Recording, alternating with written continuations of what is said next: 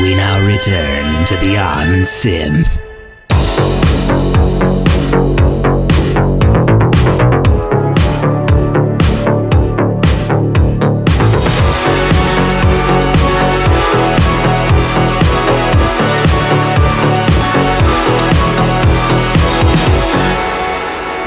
Hello and welcome to episode 9 of Beyond Synth. I'm Andy Last, that's right.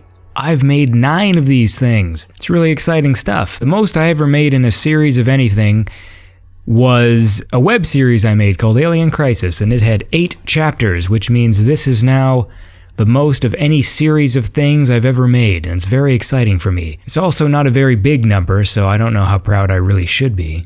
Today on the show is Dana Jean Phoenix, whose voice you may recognize. She's supplied her vocals to many artists and producers in the scene, including Betamax, Sunglasses Kid, Stellar Dreams, Perturbator, Ghost. What else? There's more. There's a big list. And on top of that, she does her own solo material, and she performs live with a band and a bunch of other stuff. So let's go to my conversation with Dana Jean Phoenix.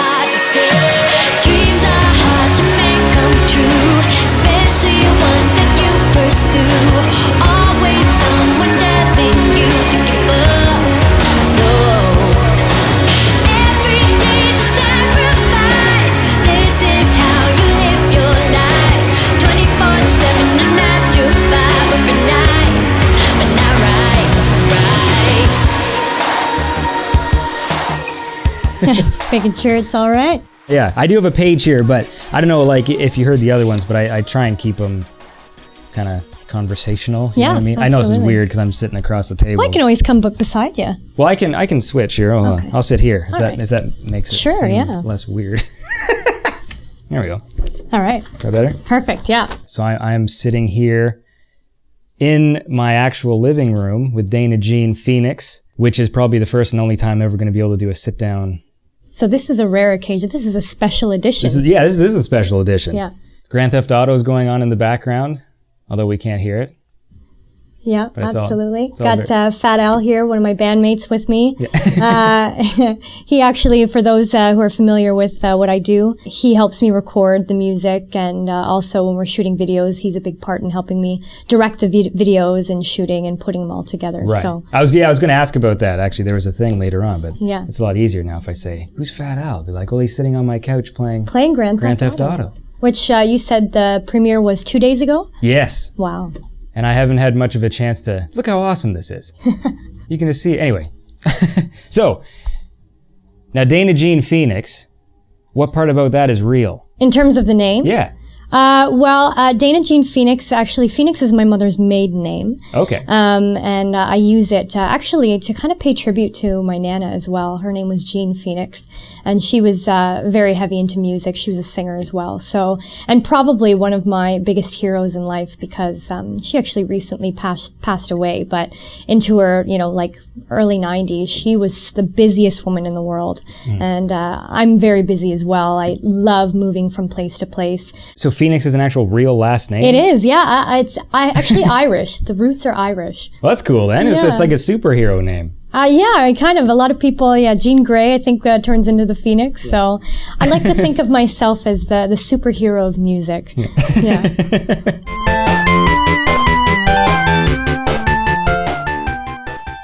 Okay, so your voice is on several sort of producers' songs or tracks from like Stellar Dreams and Sunglasses Kid and Right.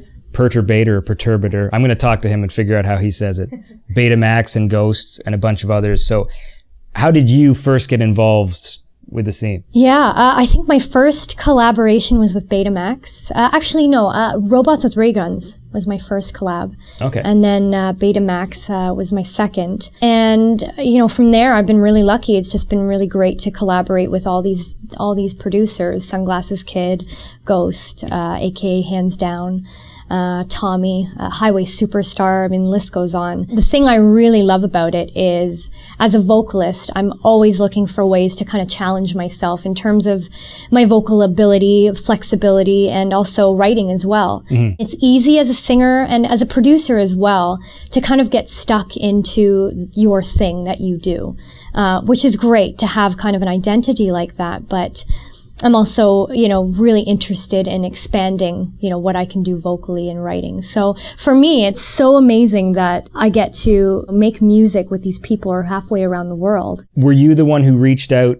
at first? Yeah, actually, I started going on SoundCloud and saying, I have such a huge affinities for 80s music because I grew up on it. I started reaching out to people that I really admired. And then from there, it's sort of been a crazy whirlwind of people contacting me and vice versa. So Yeah. The collaborations that you've done with all this sort of scene, there is it's very retro and synth stuff. Your own personal stuff, like the Learning to Fight and the Phoenix Rising stuff, is a very Right. it's very like R&B kind of party sort of music. Pop, It's very contemporary sounding. Right. So what is it about then the sound of these other producers that attracts you? I'm always trying to evolve as a singer, like I said, just kind of expand my kind of vocal capabilities. Just sort of the evolution of Dana Jean Phoenix, what does that mean? And I really have sort of adapted to this retro electro cabaret sort of identity.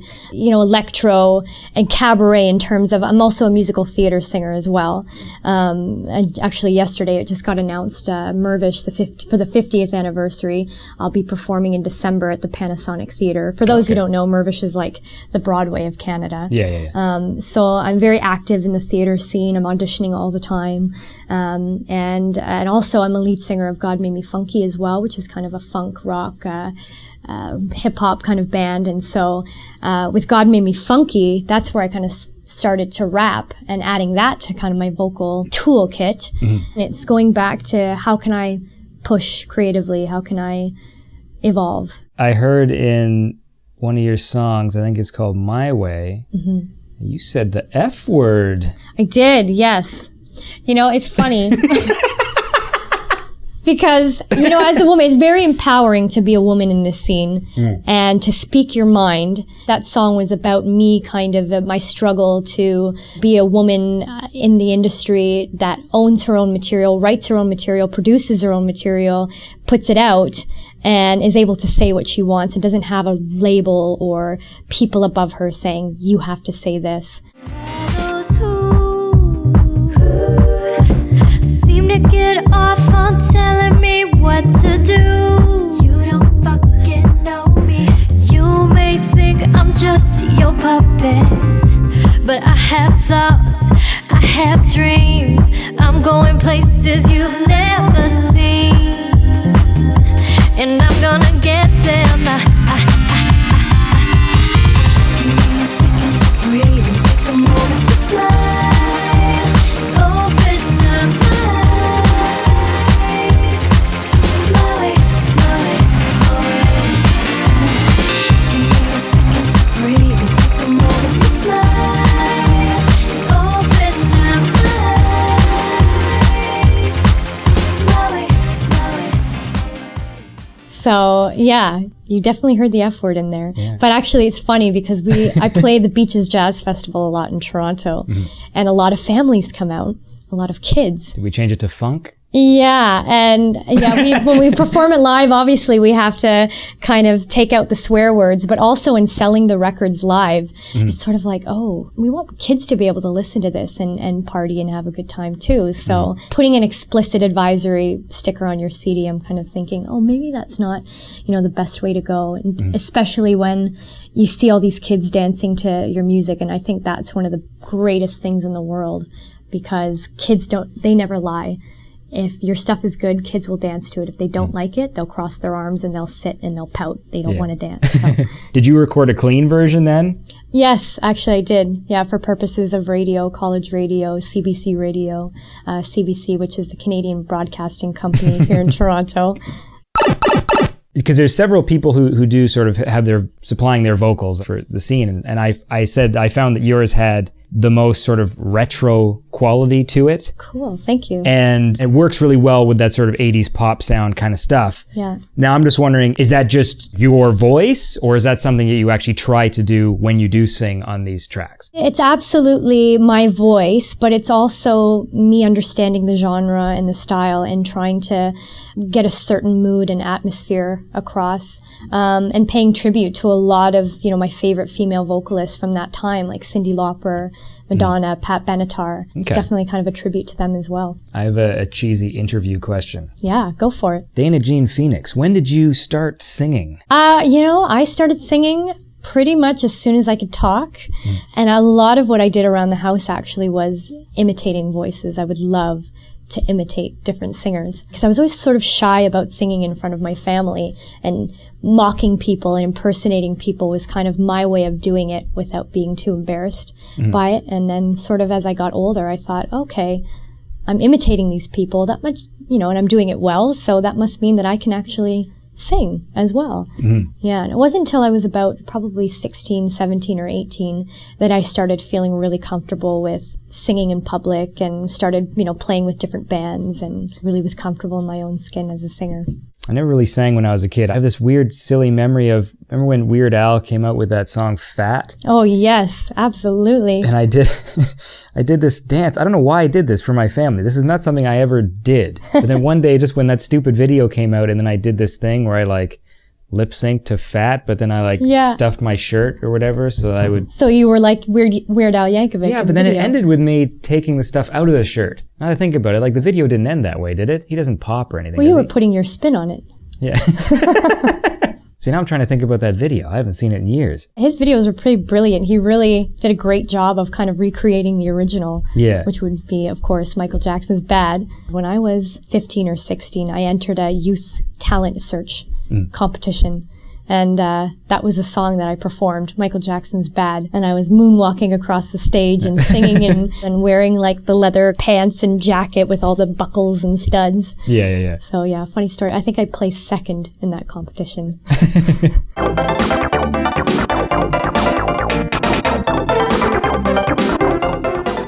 Last year, I sang the national anthem at the Rogers Centre, which was formerly the Sky Dome in downtown Toronto. How do you get hooked? How does that work? A guy by the name of Michael Rubinoff, who is producer as well. He's the head of a music theater program called Sheridan College. He had the hookup and he called me up and said, would you like to sing the national anthem, both the American and the Canadian? And I said, yeah. That was pretty surreal, really surreal experience. And yeah, I love it. What are the TIMAs? Oh, that is the Toronto Independent Music Awards. And that was something I was nominated for a few years back for my very first debut album, Learning to Fight. I was nominated in the category of Best Urban Release. So how did these people go about finding it? Were you getting your stuff out there, or do they look for it? How does it work? Well, you submit your stuff. Okay. Yeah, I think what's really important in terms of them kind of paying attention, because there's a lot of people who submit to the TIMAs. And I think having a live presence in the city is a really big component of that. I do perform live a lot with my band and have done tours in Southern Ontario and stuff like that. And I've actually been really lucky too with God Made Me Funky. We've toured Canada twice and into the States actually once. So I have been able to tour Canada a couple of times, and wow, Canada is such an amazing country to travel. It's probably one of my favorite things to do is tour and sing. I'm going to keep bringing back Sunglasses Kid because we talked a lot about collaborations. So he came out with his new EP, and they're all basically collaboration tracks with different artists. Yeah. And he said that he liked the idea of giving the artist the music and then having it be more of a collaboration where the vocalist comes up with the melody and the lyrics. Yeah. He likened it to if you tell them what to sing and tell them how to sing, that he's using them more like a session musician than actually a true sort of collaboration. Right. So have all of your collaborations been like that? Yeah, actually. And I love working with Sunglasses Kid. I think he is absolutely brilliant. The stuff that he comes up with, it's so melodic, it's so beautiful, it's so lush, so layered and complex. And yet, it's so easy to write to because you can always find a really strong melody. We just recently collaborated on a track called You're Not Alone. And when he sent me the song, he said, I'm kind of thinking of this kind of idea of alienation for this song. And I said, okay. So I listened to it. And this idea of, something that's very topical right now, the alienation of people and this law, unfair law, like in Russia, for athletes. Mm-hmm. That's something I really care about, and it kind of developed into this LGTB kind of anthem. Mm-hmm. And when we were doing the video for it, Fat Al, who helped me with the video, directed the video, we just found a bunch of clips of pro athletes who are out of the closet. I'm all for those athletes not being afraid to be who they are. Mm-hmm. And I just think it's really unfair to impose a law that infringes on anyone's rights, because in the end, it really ultimately infringes on it deteriorates everybody's rights. You're waiting for the day that you can find a place, a space to call your own, where you can just belong. Sometimes it's just a dream you have. Sometimes it feels so real you want it bad. 'Cause out here you can't run away from nightmares you're facing every day. Wide awake, you can't forget the past. They threw you out just for telling the truth of who you are at last. But in your heart, please know you're not alone.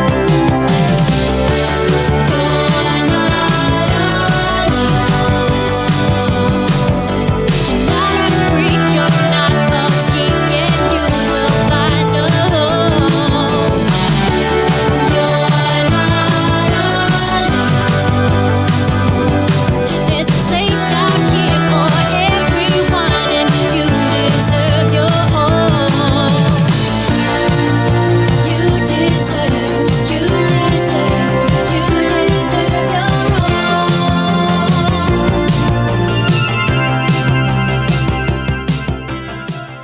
So with all of the collaborations that you've done then, Mm-hmm. do you take like a note from the producer who says, hey, this is the kind of the gist of the song? Or do they ever just say, here it is, just do it? But it's different every time. Sometimes it's just, hey, here's a beat, here's a song, here's a, do what you feel. And other times they say I have a kind of an idea for it. Or sometimes they'll already have maybe a few lyrical ideas written, and we'll kind of massage it and that. So I love that it's different every time, because it really keeps me on my toes. And again, it just allows me as a writer to just explore and try new things.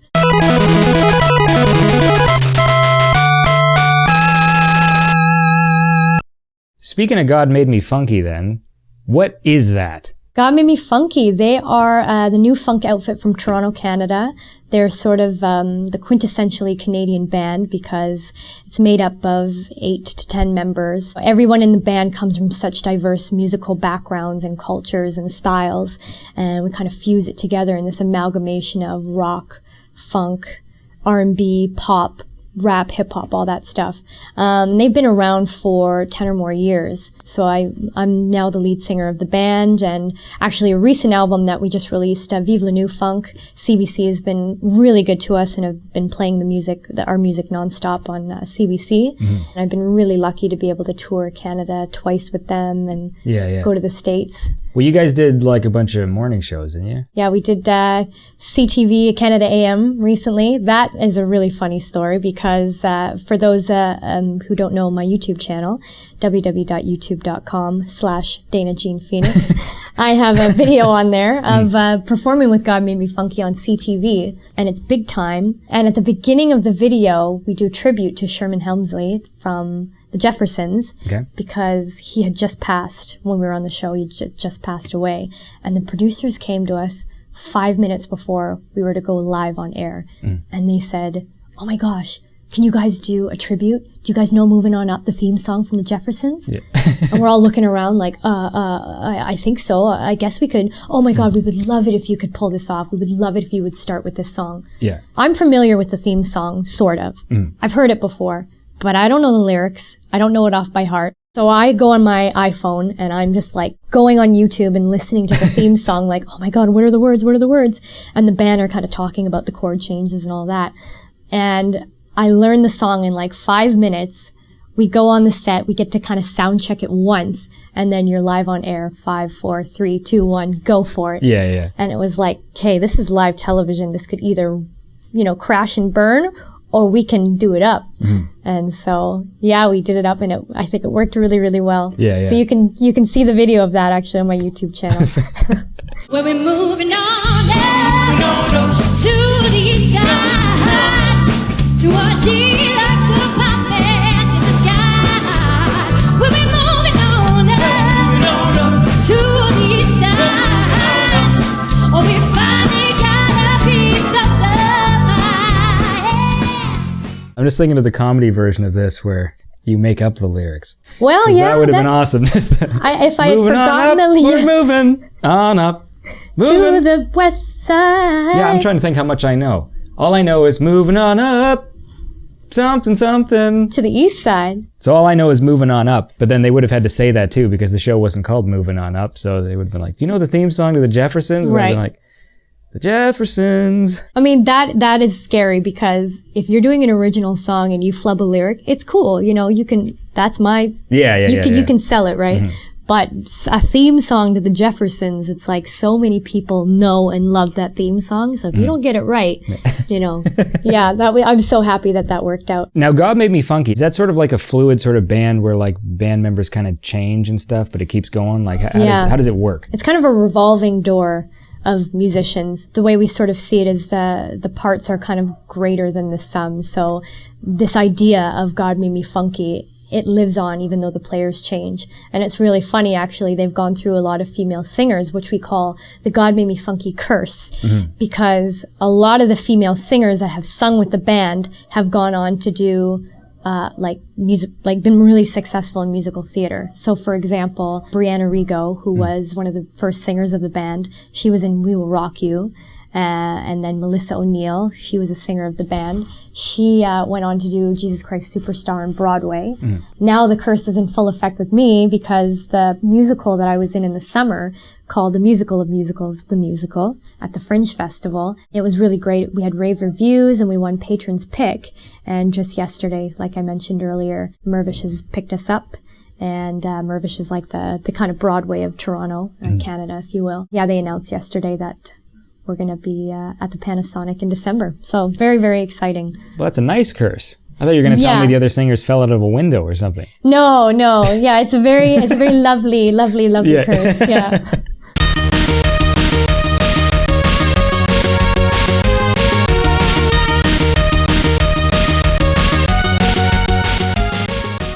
I was reading some old tweets and stuff. For anyone listening, that's the sound of someone wheeling a garbage can. Outside, yes. Yeah. There they go. There it is. Oh, that's actually a compost as well. We're getting the full You're getting the full soundscape of a Toronto afternoon. Usually I would close the window, but it's a nice day. I like the breeze. It's so beautiful outside. For those, who are listening right now.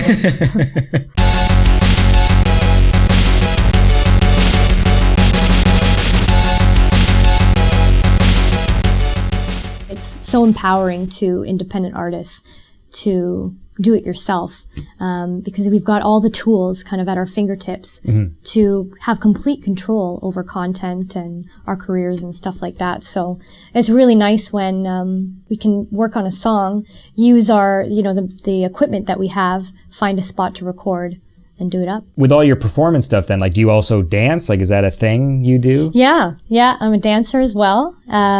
Do the whole kind of ballet, jazz, tap, all that sort of stuff. So lots of things in my toolkit. And the thing I love most is I kind of consider myself a student of life. So I'm always looking to kind of expand the toolkit. And I think in this day and age especially, the more you're able to do, the better, because it really requires you to juggle a lot of different things. Do you record differently when you're doing your albums than when you do the vocals for the synthwave stuff? No, actually, we find a spot to record, and we do it up. And there's no kind of one studio that I go to. Okay. Do you have one at your house?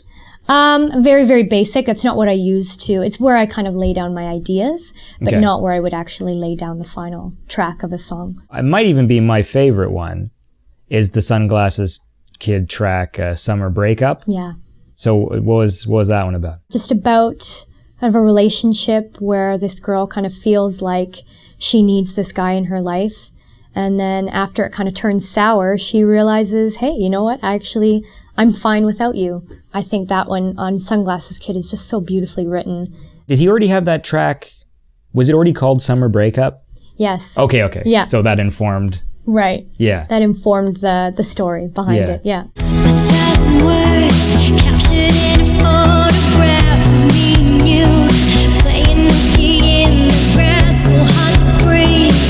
The way you make me laugh, the summer school started alright, yeah. Seemed like you would be the only one for me. It seemed like I was too, the only one for you. And when we were alone, I gave you everything I owned, and every little bit of me tingled inside of me. Ooh, this thing is so right, was exactly what it felt like. How could it go so wrong?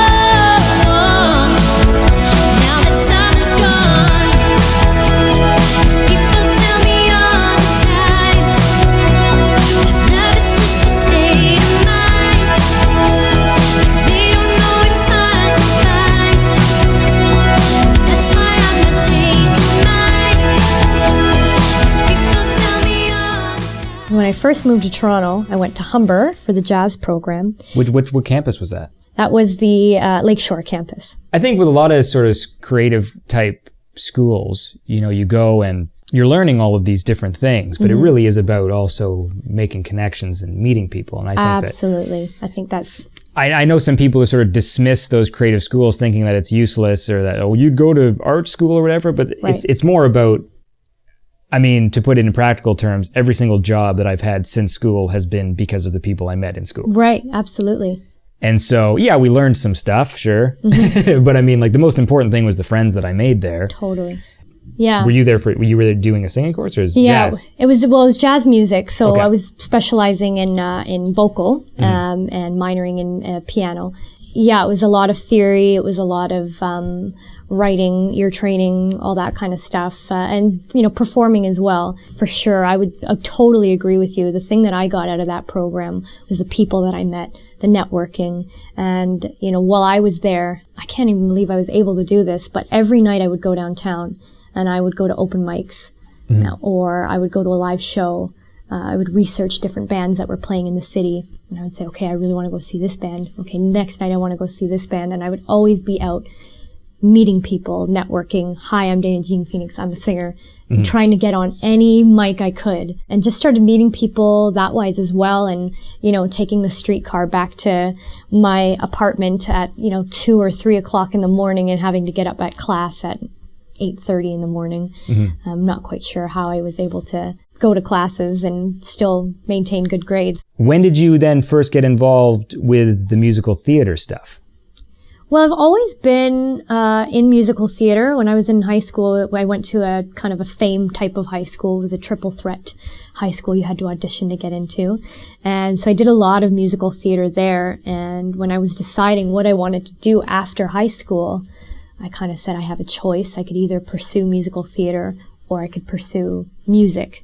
And I chose music, which I learned so much from Humber, and I ended up dropping out because I started getting work as a singer. And as I started kind of working as a singer, and shortly after I joined God Made Me Funky and started touring with them, I kind of realized that I had really missed musical theater as well, and that was something that was in my heart and I needed to explore. And so, started getting back into musical theater, and it's been going really, really well. Is that what Blood Brothers is?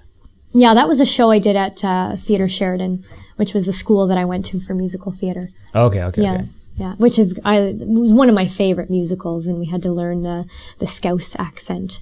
So the accent from Liverpool, which is a very thick kind of, I'm not going to do it very well now, but when we were in rehearsals, we had intense training for the accent. So. Yeah, that's the one thing I have fun doing when I talk to the dudes in England, because I'll do mine, except it involves lots of swearing. Yeah, I remember visiting London, England. I was like 18 or something, and oh my God, London, I think, is one of the best cities I've ever been to. I just fell in love with it. I've always wanted to go back, and hopefully soon we'll be back there for touring. I was always struck by how beautiful, the way they spoke was just so amazing, and when they swore, passed a woman on the street, and she stepped in a puddle, and she went, "Oh shit." Yeah. And I just thought, wow. She just made shit sound so cool. Yeah. I went to London, but it was like when I was young. Yeah. Maybe in grade 8. So the thing that I liked when I went to England was they had those like places where you could gamble as a kid. Oh, wow. So, I mean, those, well, it wasn't like gambling, but it was like they had these machines, where you put the coins in, and then there's like this thing where like push the coins over the edge, and if you just dropped in that last coin, it would like push them all.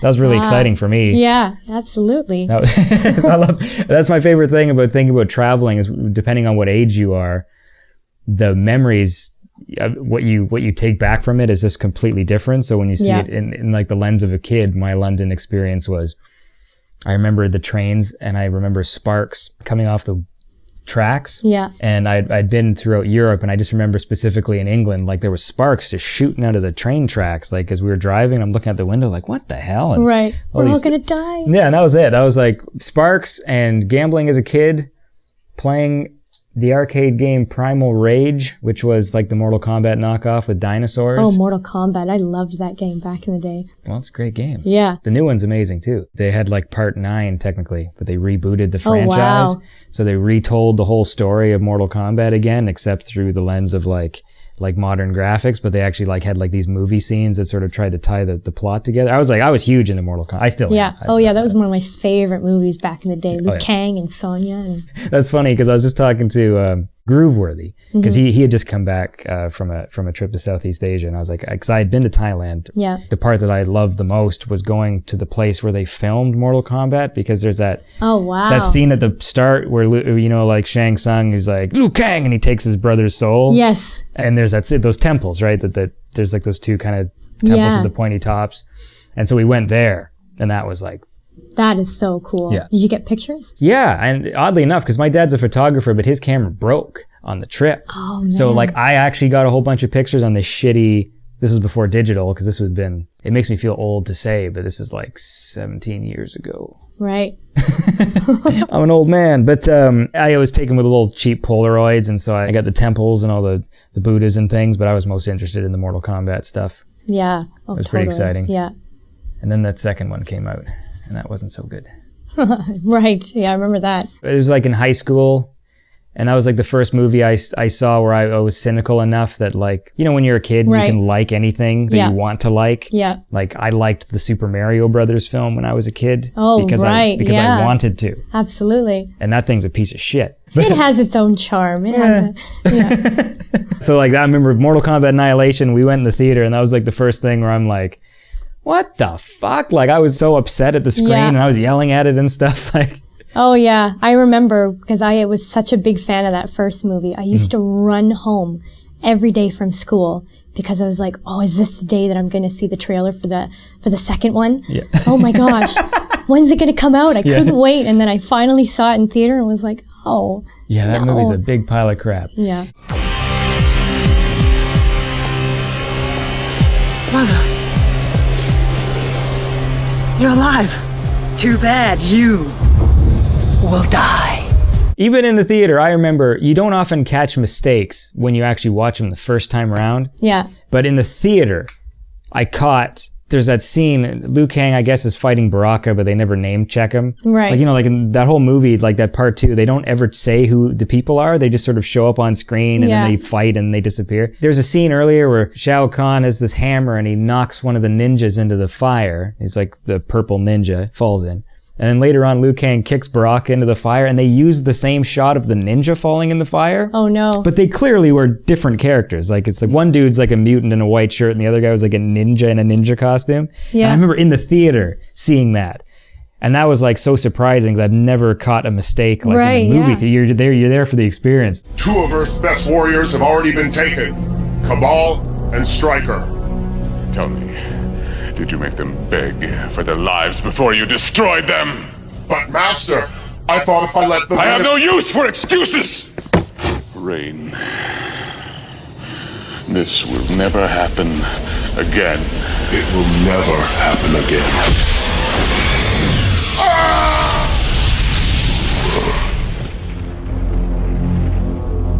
It is true, this will never happen again. It is also true I need a new general.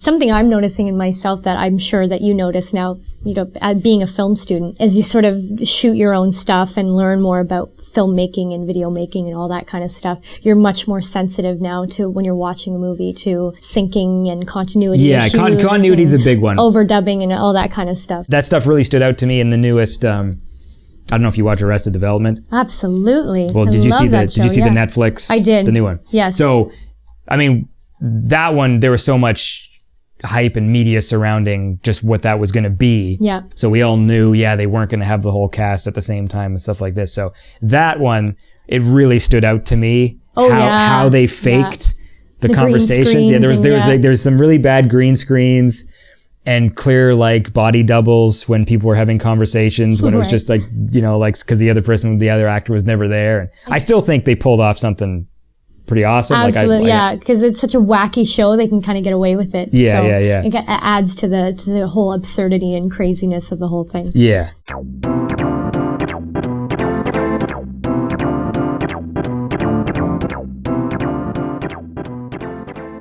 Besides the Sunglasses Kid stuff, the one collaboration that you did that I really like is the Stellar Dreams one, Night Void. Yeah. So tell me about that one. Yeah, I believe they reached out to me, and we collaborated on the track, and I loved kind of the moodiness of the song. And when we went to go shoot the video for it, we kind of had this idea of, well, obviously Night Void and the kind of rain. They did such a great job of setting up the atmosphere. So kind of coming up with the concept for the video was very, very easy. I think that one is actually the best video as well. Cool, thank you. I like that one, right? Because that's the one with where you've got the silhouette kind of covering part of your face. So it's like you sort of fade in and out with like the blurry background with the lights and stuff. Yeah, I think driving downtown Toronto with all the lights and the kind of cityscape in the background. So thank you. The tune's great too. I get that part stuck in my head, you know, that wow, wow, wow, wow. Yeah, absolutely.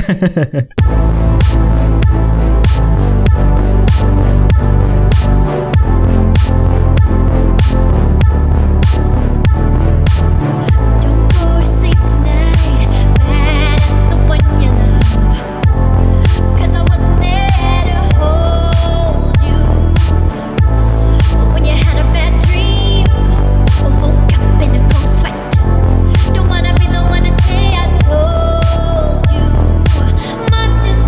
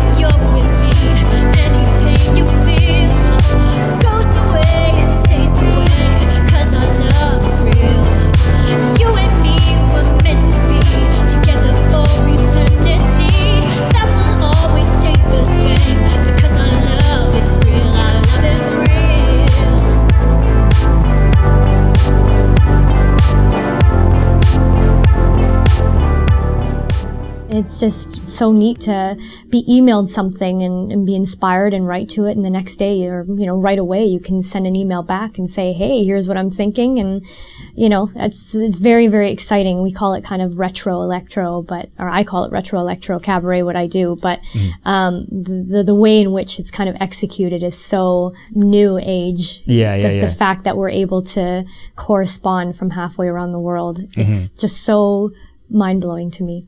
It's tricky trying to figure out what the hell to even call this thing. Because I think when you add the word cabaret to it, but I think that's what you bring to it. I know a lot of the other producers there's a big back and forth about just what this scene is actually called. Yeah. I'm going right now with new retro synthwave. Yeah. As part of it. But then again, the synthwave thing sort of has a sound to it. Yeah. And then there is that aspect of the pop, 80s pop kind of stuff, and whether or not that is synthwave. Another great part of it, everybody has their own unique spin on it, and I think we can kind of all coexist in this scene. And again, bringing it back, I love collaborating with all of these different producers because they are so different, and because, I'm challenged not to do the same thing twice. Well, definitely, the Ghost track, Ghost in general, like his stuff, like it is very different. Like there's sort of these retro sample stuff, but it does have a very, a modern. Yeah, absolutely. Kind of so again, just trying new things. And another cool thing about it too is like Silent Gloves, he's got the Project Friday, and on a Friday night, we can all get together and chat, which is really, really cool. And he plays, great music. Actually, Silent Gloves and I, we have an upcoming collaboration that we did, and Highway Superstar added guitars to the track. Yeah. He actually has a clip now on YouTube of a preview of the track that we did. It's very cool that he set up this kind of forum too, that we can all kind of connect. Yeah. No, it's really neat.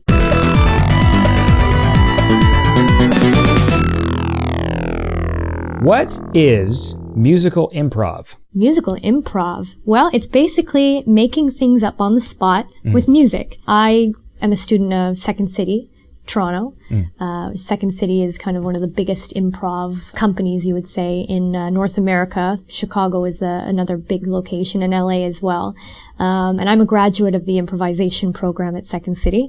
And actually, Fat Al hosts a musical improv night there every other Monday at the training center. We get a live band in. Everybody is completely improvising, so you might do an improvised scene where an audience member shouts out a word and you've got to create the scene on the spot about the word. One of the games is Sound Like a Song, so you say kind of like a big bold statement and the host will say sounds like a song, and the musicians will kick in and you have to just completely improvise a song based on the last line that you said. Right, okay. Yeah, and that's basically what that is. And that's, again, another way for me to just stay on my toes. And they do a lot of different styles. They do hip-hop, they do musical theater, 80s rock ballads, so. Is Kevin Frank still working there? He is. He is actually the artistic director of the training center. I met him... a couple of years ago. I do some video editing work for a charity organization, and they were involved with the Second City for this 1 year. And when I met Kevin Frank, and it was just so hard not to be like, I wanted to talk about Kid Street with him. Right. Oh, I loved that show. And I'm like, you're like, and the most amazing thing about Kevin Frank, and for people who don't know, there's a kid show that used to be on in Canada called Kid Street, where 3 kids would sit in different colored cars. No, 2 kids per car, and they would answer questions and stuff, and it was like a game show for children. Right. And Kevin Frank was the host, and I hadn't seen him since I saw that show. Wow. Welcome to Kid Street. It's the kids' game with the big prizes. Let's meet today's contestants. The red team, Barbara, and her brother David. The green team, Adash and his sister Seema. And the blue team, Erin and her sister Megan. And now let's meet the host of Kid Street, Kevin Frank. We have got an exciting show. We've got 3 teams that are eager to win today's race. Do you think one of them is going to take today's grand prize home? He looks the same. Like, he's got a bit more, like, he's a little chubbier, but like, he's got a very youthful face. He does, yeah. So I was just like, you look exactly the same. It's just like Kevin Frank. And yeah, he looks so great. I don't think he ages. And this is the great thing about him too. He's got such a youthful energy about him. Like, he's so happy, and creatively charged, and he's a wonderful artistic director of the Second City for sure. Was that something you just did? Like you just went and just said, I'm just going to sign up for this? Is this part of the Dana Jean Phoenix everything approach? Yeah, I had done Second City when I was in high school, and then when I was in Toronto, kind of thought I need to revisit Second City. Wait, how did you do that in high school? Or is that part of your Magical Fame high school? Like they also? Yeah, okay. well, I just, is separate from my high school, I just used to commute to Toronto every Saturday and take classes at Second City. The thing I love about Second City is it's not all actors and singers and comedians. It's also people who work at banks, lawyers, accountants. And you meet so many different types of people that are just trying to work on maybe their social skills or public speaking skills. Right. So yeah, I love interacting with all different types of people. Now you've actually had some of your songs like featured on shows and things, yeah, right? I've been really lucky. Yeah. So how does that work? It's a lot of music licensing through companies like Jingle Punks, for example. I've had songs on The Voice, NBC. I've had songs on, Desperate Housewives of Miami, Nickelodeon, Bravo. I've been really, really lucky. Now, do those people just do you just find out, like, oh, my song was used, or like they do a lot of contact times you right? find after the fact, yeah. Sometimes they contact you, sometimes they don't. So you kind of always have to keep on your toes and be searching. But your stuff is released as just you, isn't it? Mm-hmm. So how do they get it and then use it without you finding out? If you're searching SoCan, you can usually find out, but they won't send you a direct email to say, hey, we've picked up your song for so-and-so. Sometimes they do, sometimes they don't. So you have to be looking through your SoCan records to make, to find that stuff out sometimes. What's SoCan? SoCan, it's a royalty system in Canada.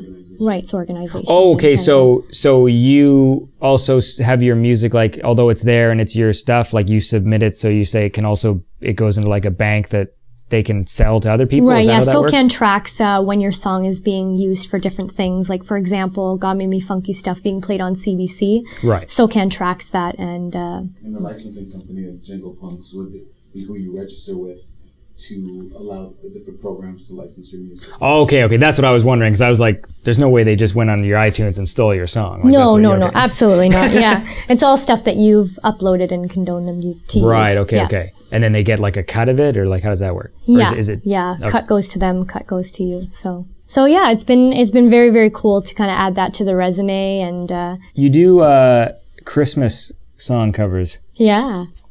You like Christmas? I do. I love Christmas.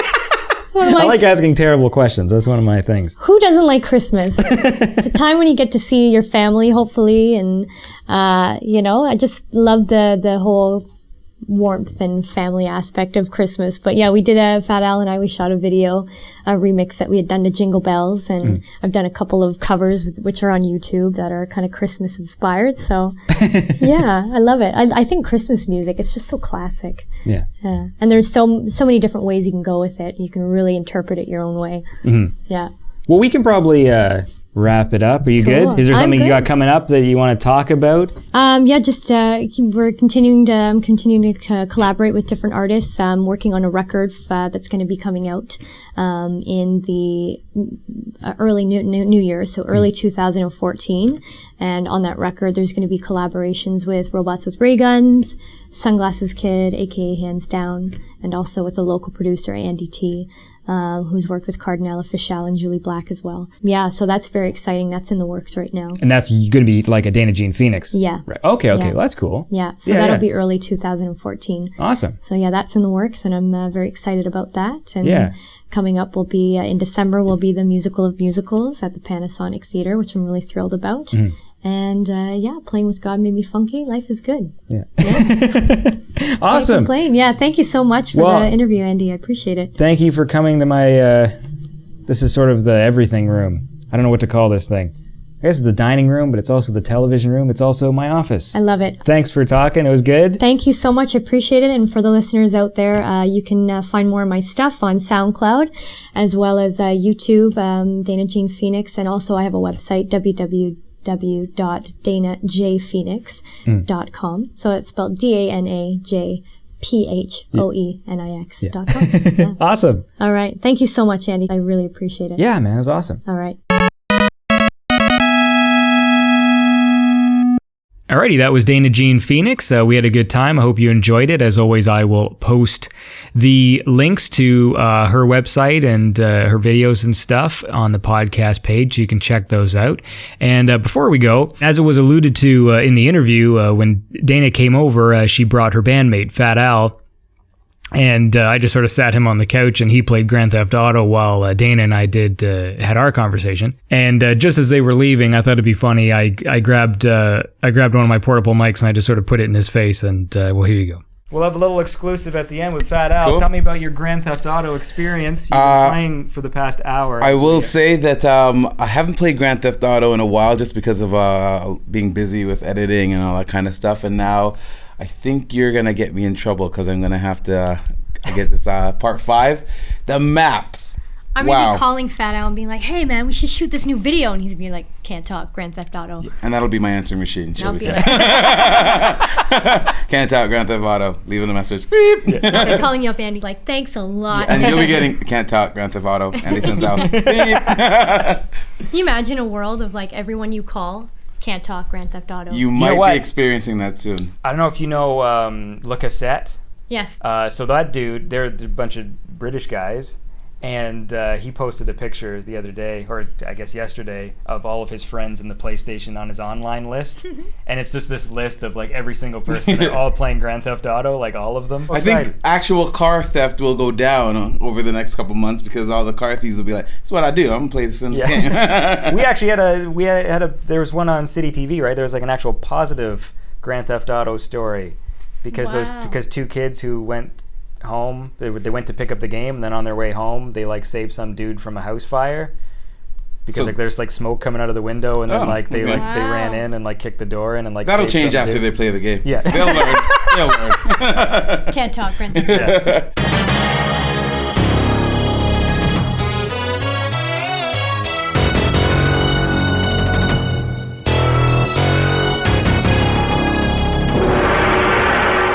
Flawless victory.